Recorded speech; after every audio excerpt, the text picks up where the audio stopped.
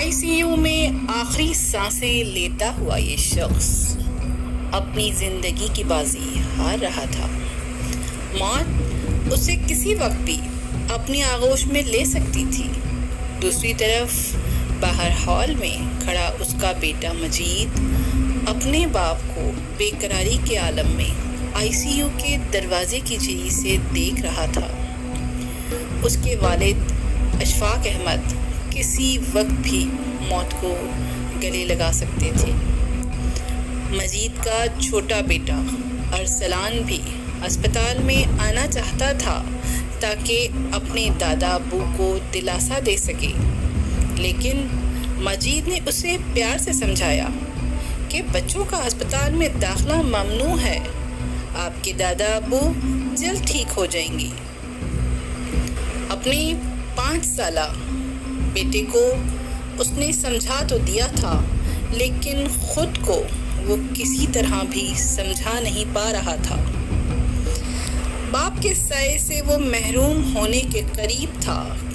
کل صبح اشفاق احمد کی اچانک حالت بگڑی تھی اور انہیں پھر ایمبولینس میں اسپتال منتقل کیا گیا تھا۔ اس وقت سے اب تک اشفاق احمد کی حالت میں کوئی بہتری نہیں تھی۔ آج انہیں آئی سی یو میں منتقل کر دیا گیا۔ ڈاکٹروں کی ایک ٹیم مستقل ان کی تیمارداری اور معائنہ کر رہی تھی۔ اس وقت سورج غروب ہو رہا تھا اور شاید مجید کے والد اور ننھے ارسلان کے دادا ابو کی زندگی کا سورج بھی غروب ہونے کے قریب تھا۔ مجید بےتابانہ نظروں سے آئی سی یو کی جھری سے اندر جھانک رہا تھا۔ تبھی ایک ڈاکٹر پیچھے پیچھے آیا اور بہت بجھے ہوئے انداز سے مخاطب ہوا اور کہنے لگا، آپ کے والد اشفاق احمد کا کینسر آخری سطح پر پہنچ چکا ہے۔ اب ان کا بچنا بہت ہی مشکل ہے۔ ہمیں فوراً آپریشن کرنا پڑے گا، جس کے لیے تقریباً 25 لاکھ روپے کی ضرورت ہے۔ آخری اسٹیج کے کینسر کا علاج کچھ دنوں پہلے امریکہ کے ماہر ڈاکٹر نے دریافت کر لیا تھا، اور یہ حیرت انگیز ایجاد ابھی کچھ دنوں پہلے ہی ہمارے ملک میں آئی ہے۔ اس حیرت انگیز ایجاد کے ذریعے اگر علاج کیا جائے تو 50% بچنے کی امید کی جا سکتی ہے۔ یہ ٹیکنالوجی ابھی نئی ہے، اس لیے کافی مہنگی ہے۔ آپ کو ہم سالوں سے جانتے ہیں، اس لیے صرف 25 لاکھ روپے میں ہم یہ علاج شروع کر سکتے ہیں۔ آپ آج رات تک یہ پیسے جمع کرا دیں تاکہ آج رات ہی آپ کے والد کا آپریشن ہو سکے۔ بصورت دیگر ان کی زندگی ختم ہو جائے گی۔ ڈاکٹر کے یہ الفاظ مجید پر پہاڑ بن کر ٹوٹ رہے تھے۔ ایک ملازم پیشہ شخص کے لیے 25 لاکھ روپے کا بندوبست کرنا آسان کام نہیں تھا، وہ بھی آج رات تک۔ اب مجید کا چہرہ سفید پڑتا جا رہا تھا۔ ڈاکٹر سے بنا کچھ کہے وہ ہسپتال سے باہر نکل آیا اور ایک سڑک پر پیدل چلنے لگا۔ بار بار پیسوں کا خیال اس کے دل میں آنے لگا۔